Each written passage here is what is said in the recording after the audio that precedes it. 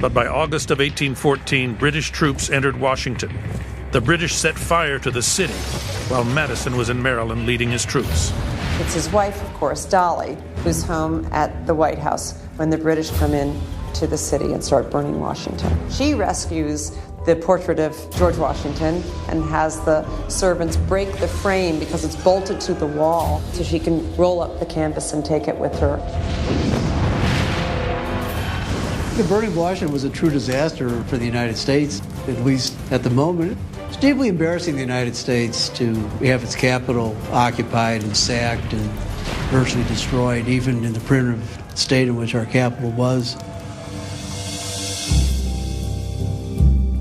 With the president's house smoldering and Washington, D.C. in ruins, the nation was at a crossroads. But an unexpected victory at the Battle of Fort McHenry, the one that inspired the words for the national anthem, turned the tide.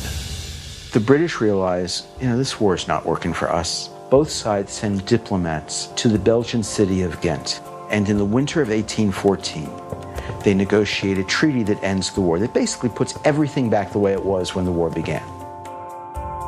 The war was over. The country had paid a terrible price. More than 2,000 American soldiers were killed and another 6,000 injured.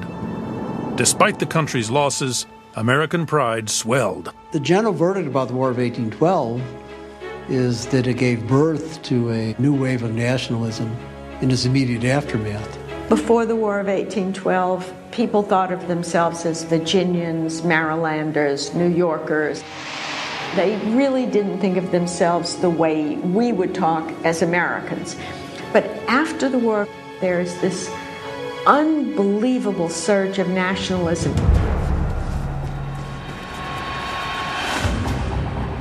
What might have been a disaster for President Madison and the nation became a rallying point. When Madison left office in 1817, 2 years after the War of 1812 was over, he was actually quite a remarkably popular president. Americans understood the deeper point that Madison had been trying to make, that the presidency, even in wartime, was an office that should be conducted in a way consistent with Republican principles. And that actually starts a whole era of prosperity and really ushers in the era of good feelings.